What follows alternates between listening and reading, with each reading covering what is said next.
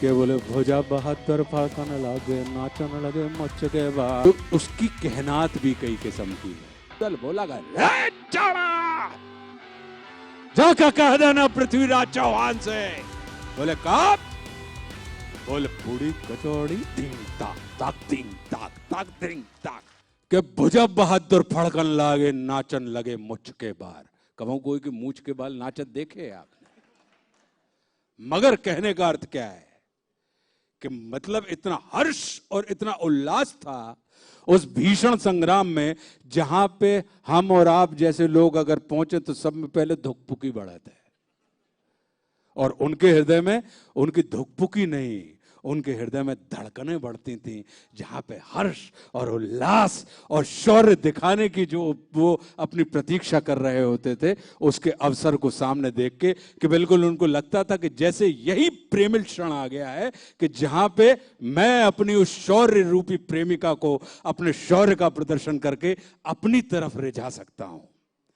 तो अब बोले भुजा बहादुर फड़कन लागे। भुजा तो फड़कत देखी हमने, मतलब ऐसा नहीं कमो कमो ने कि दाई भुजा फरक रही यार। बोले आज अच्छो ये कछु, बोले हाँ आज कछु बाई से फरक रही, तो थोड़ी मोड़ी तो फड़क जाता, मनो वो उस फड़कने की बात नहीं है। तो उसकी कहनात भी कई किस्म की है, लेकिन जिस भाव में हम लोग सुनते थे कि बोले भुजा बहादुर फड़कन लगे नाचन लगे मुझ के बार, अपने ते आला अलहदा थे ना, बस कार लगो है। और फिर अरे बोले कट कट बोटी गिरे खेत में उठ उठ रुंड करे तकरार, मतलब बोटी कट रहे रुंड लड़ रहा है। अरे बोले घोड़ा बिचला था ऊदल का जिसमें बहे हजारों जवान। बोले एक चाड़ा सेनापति चाड़ा ने ऊदल को घेर लिया था। ऊदल बोला रे चाड़ा जाकर कह देना पृथ्वीराज चौहान से। बोले कब? बोले पूरी कचौड़ी धिंग ताक ताक धिंग ताक ताक धिंग ताक ताक के पूरी कचौड़ी झान न मिले हैं 12 मास चले तलवार। मतलब इधर निमंत्रण नहीं है, बुलावा नहीं है मालक इधर। अरे बोले घोड़ा बिचला था ऊदल का जिसमें बहे हजारों जवान, आधी जमना में पानी बहे आधी बहे रकत की धार। एक को मारे दो ही मर जाए, तीसरा खौफ खाए मर जाए, मरे के नीचे जिंदा लोग ऊपर लोथलई लटका है।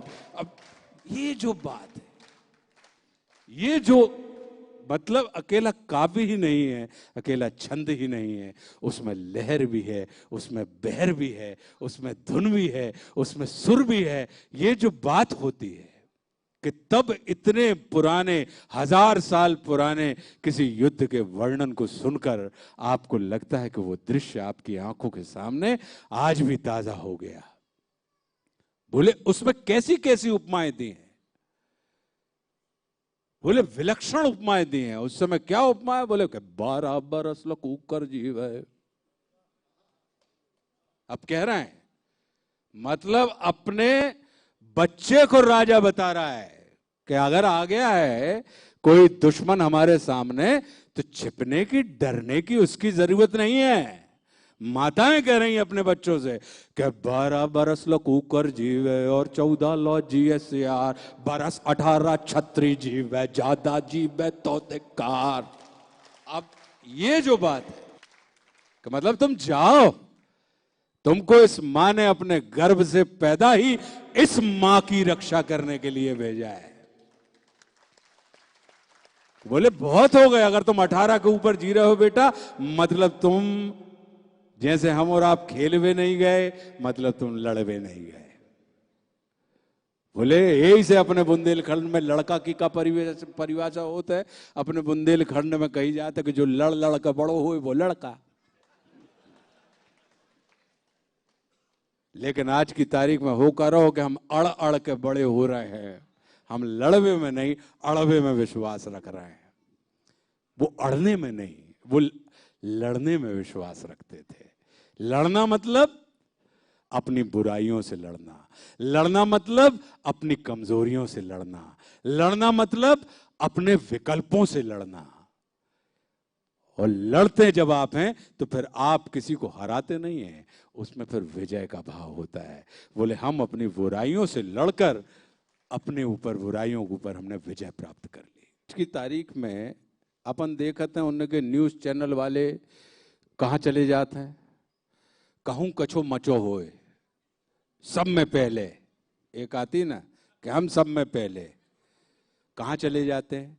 बोले मौका पे चले जाते हैं, मौका से वे रिपोर्टिंग करते हैं। ऐसा होते कि नहीं होए? और सब यही कहते हैं कि हम सब में पहले, मतलब जो आखिरी में भी पहुंच रहे है वो भी कहते हैं कि हम सब में पहले। ऐसी बात हो तो ऐसे ही पहले जब ये सब कैमरा वैमरा नहीं आए थे तो ऐसे ही पहले जो साहित्यकार होते थे, कवि होते थे, ये लोग सिर्फ कलम के, ये सिर्फ कटार के धनी नहीं होते थे, ये सिर्फ कलम के धनी नहीं होते थे, ये कटार के भी धनी होते थे। ये सिर्फ शब्दों के जादूगर नहीं होते थे, ये शौर्य के भी जादूगर होते थे। ये अपने राजा के साथ समर भूमि में डट के बाजू से खड़े रहते थे और वो अपनी आंखों से उस पूरे के पूरे दृश्य को, अपने राजा को, अपना युद्ध भी लड़ रहे हैं, लेकिन उस पूरे के पूरे चित्र को अपनी आंखों में, अपनी स्मृति में वो रख रहे हैं और बाद में फिर उसको लिखते थे ताकि आने वाली संततियों तक वो युद्धों की वो दास्तान, वो शौर्यों की गाथाएं वहां तक पहुंचे। तो ऐसे ही जो आला खंड है, जिसको आप एक खंड काव्य कहते हैं, जिसमें 52 लड़ाइयां हैं, तो अब आला उदल बड़े लड़ैया इनकी मार सही न जाए वाली बात है जो। तो अगर जो बात उसमें आई है उपमा उपमेय अलंकार की बात है, तो अगर आप देखेंगे तो वो अपने चरम पर है। केवल 4 महीने में कीजिए एमपीपीएससी प्रीलिम्स की पूरी तैयारी। ज्वाइन कीजिए लक्ष्मी शरण मिश्रा सर का एमपीपीएससी प्रीलिम्स बैच। 1 दिसंबर से भोपाल में शुरू हो रहा है ऑफलाइन बैच, जिसकी फीस है केवल 18,000 रुपए। एडमिशन होंगे केवल 1 दिसंबर को। अधिक जानकारी के लिए कॉल करें 7747068666 पर।